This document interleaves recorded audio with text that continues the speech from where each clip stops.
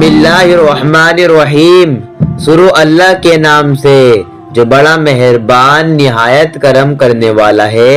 मोहतरम नाजरीन अस्सलामु अलैकुम। मोहतरम नाजरीन, एक 40 साल की नौजवान का ताल्लुक हिंदू घराने से था। उसको कैंसर की बीमारी हो गई।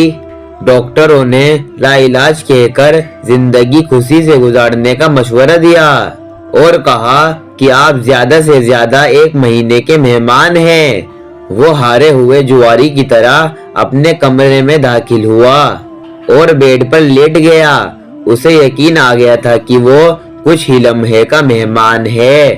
बीबी उसके साथ प्यार और मोहब्बत की बातें करने लगी, लेकिन उसको कोई भी दिलचस्पी नहीं थी। औरत उसकी दिलचस्पी को भाप गई और उसने जिद किया कि होया क्या है, बताएं जरी। शोहर ने बताया कि उसको ब्लड कैंसर है, जो कि आखिरी स्टेज पर है। बीबी ने ये सुना तो ऐसे मुस्कुराकर बोली कि आप ऐसे परेशान हो रहे हैं, पता नहीं क्या हो गया है। ब्लड कैंसर भी कोई बीमारी होती है भला? मैं आपको ऐसी चीज पिला सकती हूँ जिसे पीने से आप मुकम्मल तौर पर सेहतयाब हो सकते हैं, लेकिन मेरे साथ आपको एक वादा करना होगा। लेकिन जो मैं कहूँगी वो आपको करना पड़ेगा, चाहे आपकी मर्जी हो या ना हो। शोहर ऐलान हुआ कि जिस बीमारी का इलाज पूरी दुनिया में डॉक्टर के पास नहीं है, उसका इलाज मेरी बीबी के पास कहाँ से आ गया? इसकी आंख कौन सा अलादीन का चिराग लग गया? शोहर ने ना चाहते हुए भी वादा कर लिया। बीबी ने कहा कि ठीक है, आप यहीं ठहरे, मैं अभी आती हूँ। कुछ देर के बाद उसकी बीबी आई तो उसके पास एक जग था। उसने कुर्सी पर बैठकर अपने शोहर से कहा कि आपको जब भी प्यास लगे तो आपको यही पानी पीना है, दूसरा कोई भी पानी नहीं पीना है। नौजवान जब भी प्यास महसूस करता तो उसी जग से पानी पीता और बीबी रोज उस जग में पानी डालकर भरा रखती थी। बीबी को न जाने क्या एतमाद था। उसका शोहर ब्लड कैंसर से आखिरी स्टेज पर था, लेकिन उसको जर्रा बराबर भी फिक्र नहीं थी इसकी, बल्कि वो तो कैंसर को कोई बीमारी नहीं समझ रही थी। उसके शोहर को रह रह कर ख्याल आ रहा था कि 1 महीने बाद उसकी मौत हो जानी है और अब जिंदा रहने का भी कोई चांस नहीं। कुछ दिन गुजरने के बाद उस नौजवान ने खुद के अंदर वाज़ेह तब्दीलियां महसूस की। पूरा का पूरा 1 महीना गुजर गया तो वो हैरान हुआ कि डॉक्टर ने तो कहा था कि मैं 1 महीने का मेहमान हूँ, लेकिन अब तो मुझे ऐसा लग रहा है कि मेरे अंदर कोई बीमारी ही नहीं है। वो खुद को काफी सेहतमंद महसूस करने लगा। लेबोरेटरी जाकर चेक कराया तो उसका ब्लड कैंसर खत्म हो चुका था। लैब के स्टाफ ने उस नौजवान को हैरान कर दिया।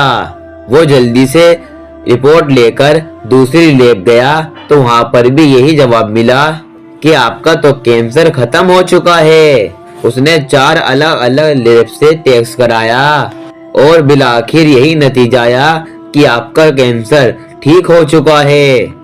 वो दौड़ता हुआ घर आया और अपनी बीवी से कहा कि तुम्हारे पानी ने तो कमाल कर दिया। पानी पीने के बाद वो खुद को सेहतमंद महसूस कर रहा था और जब लैब से टेस्ट कराया है तो लैब की रिपोर्ट भी यही कह रही है कि उसका कैंसर खत्म हो चुका है। अगले रोज उसकी बीवी ने अपने शोहर को वादा याद दिलाया। शोहर ने कहा कि बिल्कुल मेरी जान, मैं हर वादा पूरा करूंगा, आप बताइए तो सही।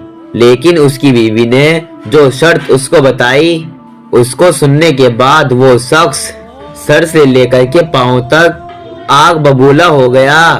औरत ने कहा कि आप मुसलमान हो जाएं। शोहर को ये सुनते ही एक जोरदार बिजली का झटका लगा। मुसलमान, तुम्हारा दिमाग तो ठीक है, तुमने ये लफ्ज बोला भी कैसे? तुम्हारी हिम्मत कैसे हुई मुझे मुसलमान बनाने की? तुम मुसलमान हो?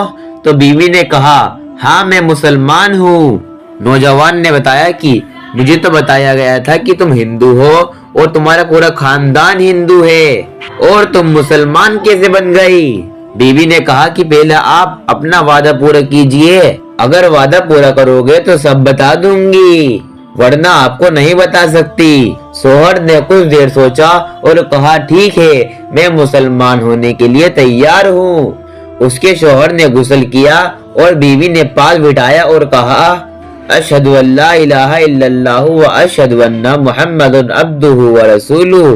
اس نوجوان نے اس کلمے کو پڑھا، اس نے اسلام قبول کیا اور مسلمان ہو گیا۔ بی بی نے کہا کہ جب میں چھوٹی تھی تو اسکول جایا کرتی تھی، اس وقت میری ایک کلاس فرینڈ تھی، وہ مسلمان تھی، ہم دونوں میں کافی گہری دوستی تھی۔ اسکول کے بعد گھر جاتی تھی تو دونوں مل کر ایک دوسرے کے ساتھ کام کرتے تھے۔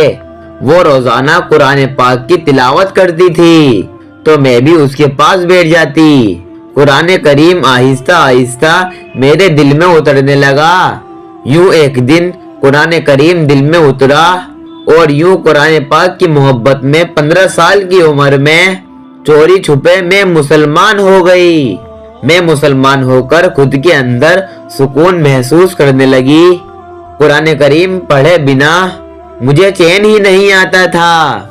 آپ کے ساتھ شادی ہو گئی تو یہاں بھی چوری سے قرآن کریم پڑھتی رہی۔ زندگی کی اتنے سال آپ سے اپنا ایمان اور اپنا قرآن کریم چھپا کر رکھا، بالآخر آپ بیمار ہو گئے اور دوائیوں نے کچھ کام نہ کیا۔ مجھے اس بات کا مکمل یقین ہے کہ جہاں دوائیاں کام نہیں آتی وہاں اللہ تبارک و تعالی کا کرام کام آتا ہے، اور یہ قرآن کریم شفا ہے، یہ بیماریوں کے لیے دوا ہے۔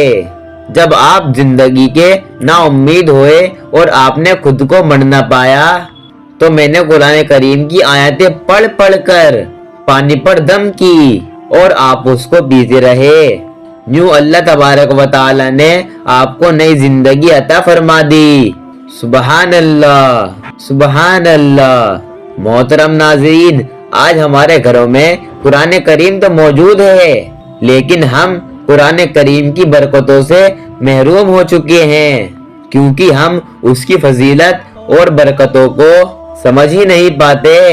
قرآن کریم بس رمضان کے مہینے میں یاد آتا ہے، کاش ہم اس کو اپنی زندگی کا ایک حصہ بنا لیتے تو آج در در یوں رسوائی نہ ہوتی۔